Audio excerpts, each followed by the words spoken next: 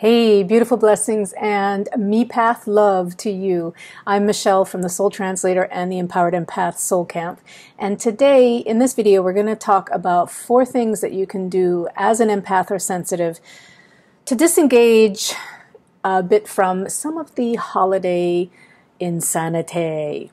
So, the end of the year can be a really charged time for just about everybody. It's a time where we begin to review our year, when a lot of us feel like there are things that we didn't get done in the year, and a lot of people can kind of go into a little bit of panic mode, like, oh my God, I didn't succeed in that, or I didn't complete that. Or it's a time where a lot of people can look to see what hasn't happened and get bummed out about that. And then you put also the energies of the influence of, everybody wanting to shop and spend money, and, all the external time, the holiday parties. It's just a super emotionally charged time. And traditionally, the winter solace, I say solace because I actually just created a course, a free course, which I'll actually put in the link below. It's only going to open for a few more days. If you've missed it, sorry. And it will be available next year, or potentially earlier in another form. But it is 12 Days of Solace. And I created it because it is this crazy time that so many of us can really get overwhelmed and out of our own centers. And as empaths and as sensitives, we are, of course, feeling that frenetic stuff whizzing about us. And of course, we have our own inner world and our own emotional and spiritual nature to attend to. So it can be a very intense time. It can be a beautiful time, a wonderful time to be able to review your year, to connect with family. But you get the gist of what I'm saying. It really is a time where our self-care is more important than ever. And what I was saying with the winter solstice on December 21st, traditionally, this time is historically a time where people would actually unplug and slow down and not be as externally driven or connected. Sure, there's always been Christmas parties and Yuletide celebrations and all those different things, but it is traditionally a time where the darkest day of the year, December 21st, the winter solstice, it's actually a time where we are in the darkness and then birthing into the light of the sun, the solstice. So, with all of that information to share, I want to give 4 really great tips. If you are an empath or a sensitive, and you are feeling that you are getting jacked up and hijacked by a lot of the expectations or a lot of the energies around you that may be feeling a little extra charged at this time of year. So the first one is, make your morning your sanctuary. And if you can, take first thing in the morning, once your feet hit the floor, bundle up no matter where you are, or maybe you don't need to bundle up. Go out and spend some time in nature. Take a walk. If you have a dog, you've got a really great excuse. But if you don't, just go. Just go out for a really nice, sweet walk. 15 to 20 minutes in the morning really makes a big difference, because first thing you're doing is getting out into the energy of the earth around you. And yes, even if you're in a city, you can do this. Find a park and go walk around in it. And if you can't find a park, find a tree and sit under it. Now, also, if you do have any sort of mobility issues, really what you can do is you could put on a nature sounds tape, I just dated myself, didn't I? You can put on a nature sounds MP3 and simply listen to the rainstorm, trees, whatever you may desire. There's a really great app, by the way, and this is not an endorsement, I have nothing to do with them, but it's called Calm, and they have these little sound bites that for like 5 minutes you can just listen to nature sounds. So if you can't actually get out, that's another way to entice your imagination and give you the senses as if you are outside.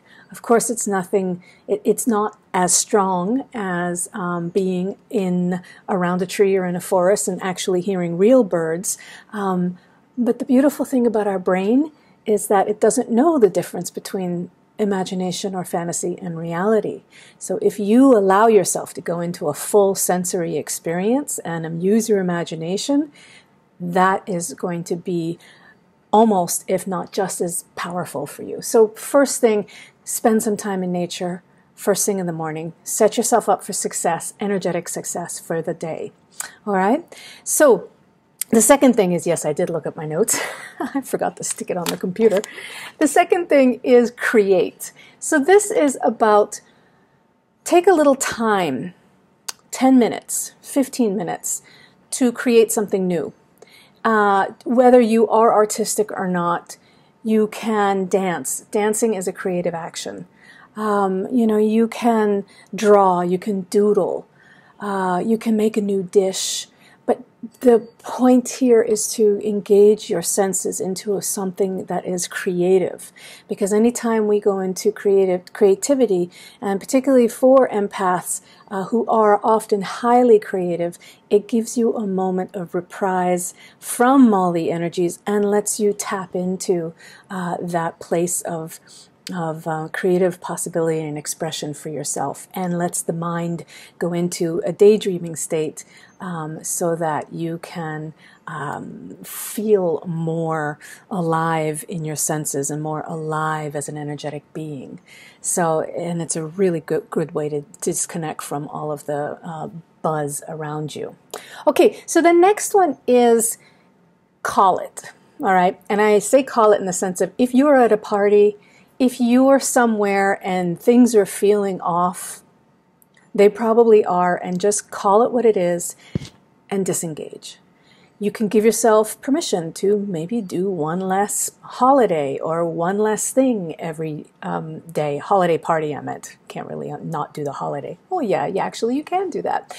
But give yourself permission to trust your senses. And if something feels like it's going to be too much, or if it feels like it's pushing you too far, or if there's something happening in a relationship or an interaction with somebody and it feels off, call it. Just say, this doesn't feel right for me. I'm going to reserve my energy for me, and I'm going to unplug and step away from this. So dropping, one thing off your to-do list is also a way to do that for yourself. All right, and the last one is, that was the last one. Drop it. Meaning, if something doesn't feel right for you, if you think about it, you look at your to-do list or you look at your party list or anything, and you're just like, you get an exhausted feeling before it's even happened, maybe you're pushing yourself too far. And as an empath or a sensitive, you know that the consequences of that, particularly because of your sensitivity, is going to not be worth it, because you feel the overwhelm that much more than a lot of other people because of that sensitivity. So it's like that two sides of the teeter-totter, where we can, because we feel so sensitively, we also feel the intense feelings of overwhelm, of depression, of anxiety. We're more sensitive to the light and also to the dark. So, meaning there's a higher price to pay if you push yourself too far. So please don't do that. So those are 4 tips to be able to take good care of yourself through the holiday season. And you're going to actually use them anytime, right? Thank you so much for listening. I hope that this list of 4 things you can do around the holidays so that you don't end up being empath dazed is helpful. And again, my name is Michelle Anita Huerta. You can find me at thesoultranslator.com and also at the Empowered Empath Soul Camp. Take good care, and I'll talk to you soon again. Bye.